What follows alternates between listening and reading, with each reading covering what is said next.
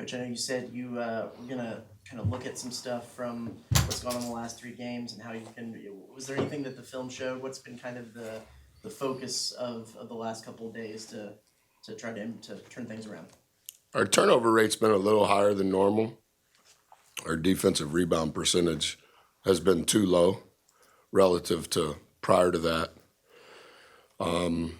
Field goal percentage, free throw percentage is probably too similar. It's just small margins that we're not able to give up. We continue to try to find supplements, as I tell them to the guys, vitamins. How can we do something a little different without changing our diet? But our diet, we pretty much know, and we have to live by the diet or we become unhealthy. And so I would say in those 3 games, I think we played, we played Tennessee 13 days ago. Not right, yeah. Yeah. That's correct. Yeah. Yes. And if you look at those numbers that I'm talking about in that game relative to the next 3 games, as far as those percentages, those would be the things that have hurt us the most. With I just lost my train of thought. Anybody else? Have you had to take it on yourself to remind these guys that they're a good team in a bad stretch, or?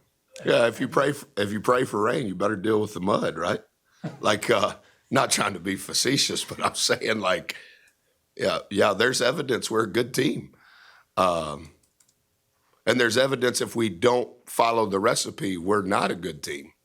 And I think when you're playing at the highest level, that's part of it. So not to sound condescending whatsoever, I tell them the truth. I tell them the truth about everything.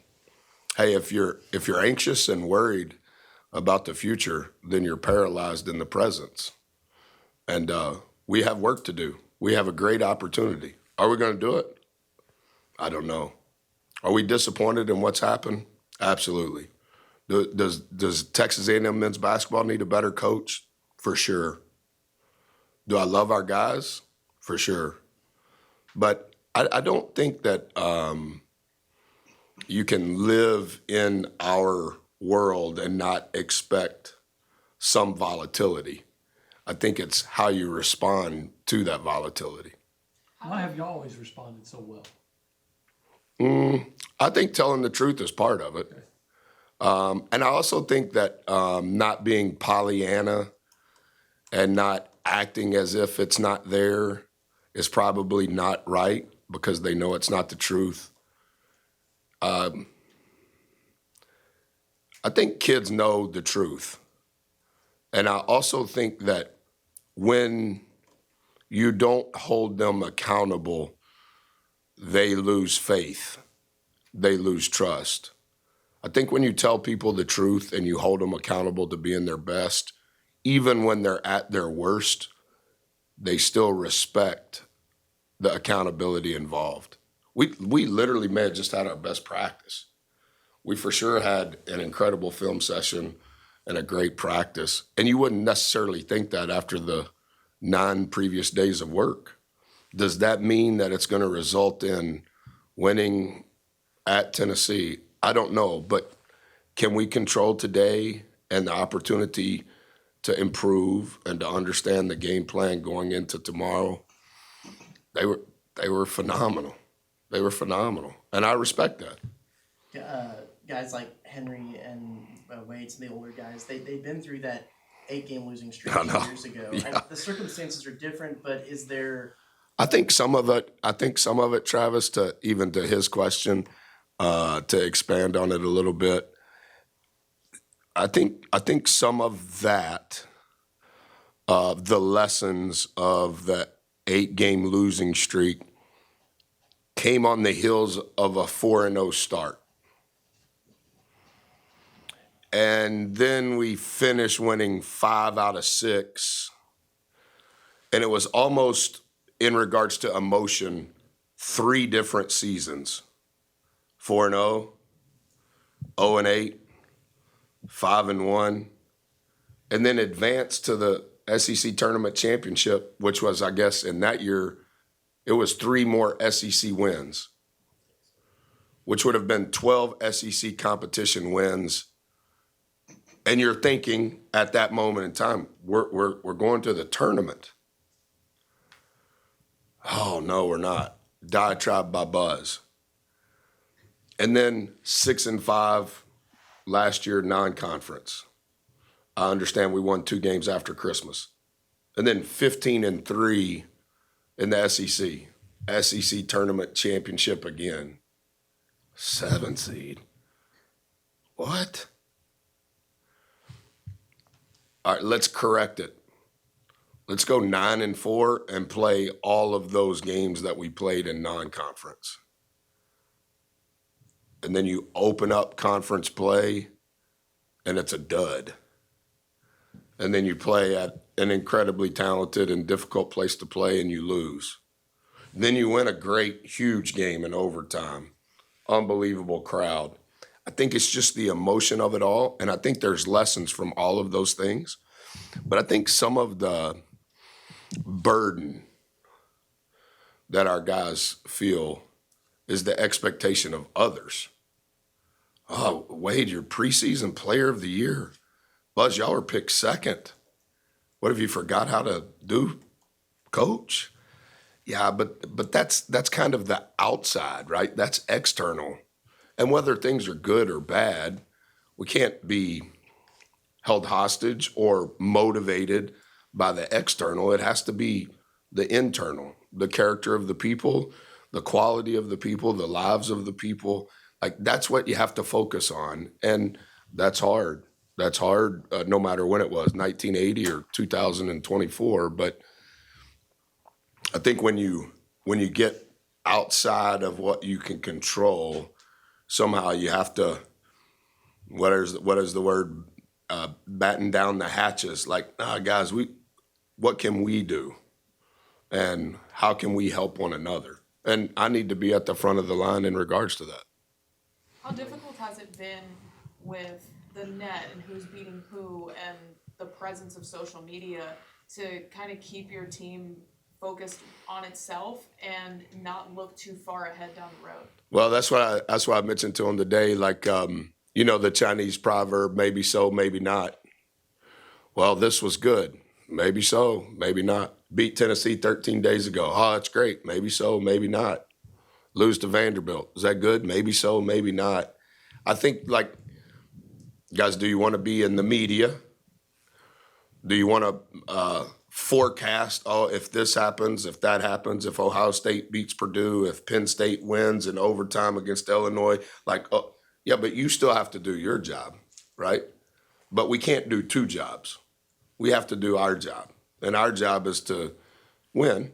And our job is to continue to improve. And our job is to continue to put ourselves in a position. We have 5 games left. All of them are dramatically difficult. And I think there's a vibe of, well, if this happens, if that happens, yeah, but if you don't do your job, none of it's going to happen. And so I think your concentration and your emotional state, it all has to be on the things that you can control. And I can't control Twitter. I can't control the net. Nobody even knows how the net works. But I think the thing that I'm trying to focus on and pray about and spend time on is, how can I not emotionally vomit on you, on our team, on our staff? Yeah, no, I need to be at the front of the line. That's my responsibility. How can I help? And how can I lead when things are hard? Well, it's easy to be fun when things are good, but when things are hard, can you still tell the truth? Can you still do your job? Because I think that's the ultimate measure of a man. When you guys last played Tennessee, you talked about how you changed a lot of what you guys do offensively and defensively. Mm-hmm. Wondered if you feel like, looking back on that, you caught them off guard with that, and then is it hard to replicate that when it's a mirror opponent doing it? Yeah, I mean, I think there's probably always certain adjustments, whether they're spoken of or not. Even if, in truth, whether it's a mirror game or not, I think those adjustments probably happen with more depth, the more evidence there is. I think when you get deeper into conference play, there's more data that suggests this is a good decision. That's not a good decision. And just because you make those decisions, it also doesn't mean that they're going to work, right? They have to be executed. And then is it the right strategy tactically? Hey, this worked the last time. That was 13 days ago. Do we need to hold some of that? Do we need to let some of that go? What did they do to us? What can we try to do? I thought Coach did a lot of different things in our game too. And they've done some different things in the 3 games that they've played since we've played them. So that is a little bit of the fun, if that's the right word, when you play a mirror opponent.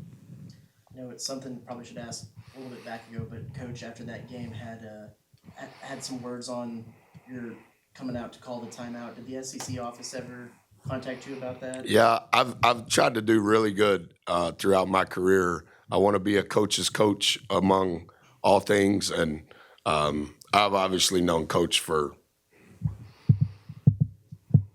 20.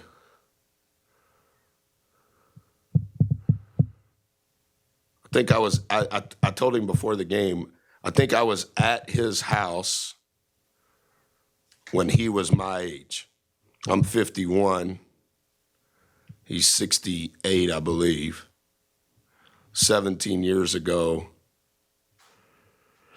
Actually, it was before that. So Coach is a Hall of Famer. Coach can say anything he wants to say about me. And he's entitled to do that. Obviously, Tennessee hasn't lost since playing here. It's kind of emotionally a revenge game for them. Just how big of a challenge do you anticipate it being? It'll be a tilt, a Saturday night tilt. They'll be really excited. Coach is upset at me. Their players are really good. They're the 4th or 5th ranked team in the country. They're good enough to win a national championship. They're playing for a number 1 seed in the NCAA tournament. I anticipate it'll be the absolute best of college basketball has to offer. Time for a couple more. Or not. Okay. Head to the bus.